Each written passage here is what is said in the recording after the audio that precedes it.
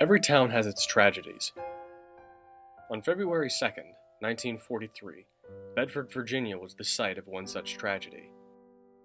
At approximately 9:20 p.m., a military plane, a B-25 two-engine bomber, crashed into the side of Sharp Top Mountain.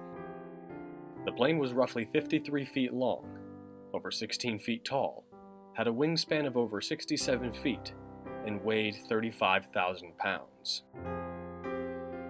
The bomber's crew consisted of Second Lieutenant George R. Benninga, bombardier, from Marietta, Minnesota; Corporal Peter J. Biskin, engineer, from Chicago, Illinois; Second Lieutenant Hilary S. Blackwell, navigator, from Santa Monica, California; Second Lieutenant William C. McClure, co-pilot, from Indianapolis, Indiana; and Second Lieutenant Paul M. Pitts, pilot, from Poteau, Oklahoma. All 5 men died that night. It was a training mission, actually. They were flying up from South Carolina. They were supposed to come up to Lynchburg and then loop back around. The problem was that they mistook Alta Vista for Lynchburg, and so when they turned around, they didn't calculate the mountains and ended up crashing into Sharp Top. Jennifer has also heard several stories from Bedford County residents who were present at the time of the crash. The best one I've heard was from Bobby Key. Bobby Key was out apparently hunting, and he heard a big old crash, and he goes running into the house and goes, "Mom, we're being attacked by the Germans!" And Mom's like, "No, we're not being attacked by the Germans." And so but then they do realize that there is something going on, so they run up to the scene and try to help as much as they can. Another one is from June Goad. Her husband was part of the rescue squad, and he was one of the first responders to get up on there. So you've got snowy conditions because it's February, and it takes about an hour from the time that the plane crashes to the time that the first responders get up to them, because it's up on the side of the mountain, so you have to go up to the top and then come down, or most of the way to the top and then go down.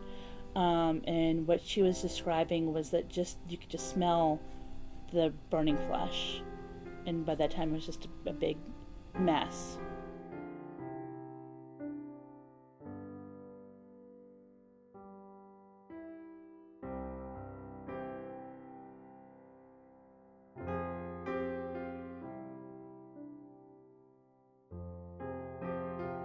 Two days after the plane crash, the Bedford Bulletin, the local newspaper, ran a story that read as follows.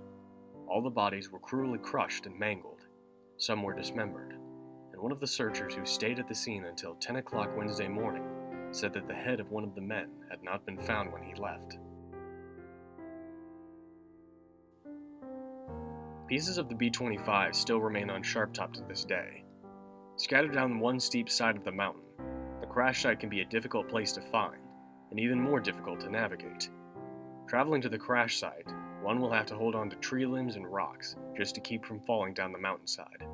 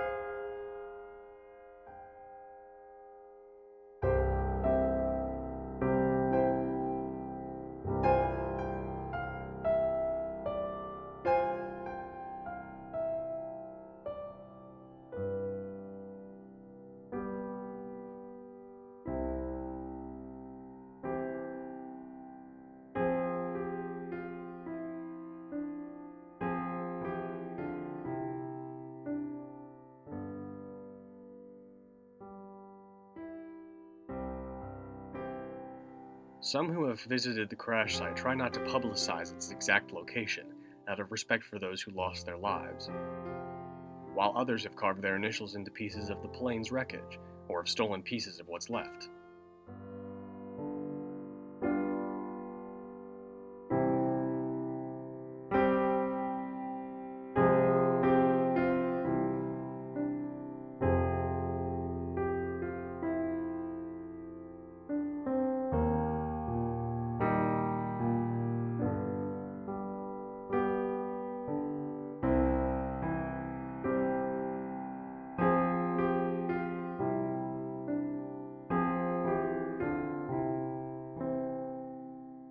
But you also want to look at the military, and even the government itself kind of doesn't want to disturb. Basically, I guess you would describe it as like a cemetery. It's a place of death, so they don't want anybody disturbing it. This is kind of the same way as if you, they don't want people going down to the Titanic just because you can. They don't want you to take stuff from it because people died there, so they don't want to disturb it any more than they need to. I mean, they could very easily, especially today, go in with machinery and take the stuff off. I mean, they're fully capable of doing that. I don't think that they would have been able to back in the 40s, but they definitely can now. And I think they just want to leave it alone as a crash scene, so to speak, to kind of preserve it because that's where people lost their lives.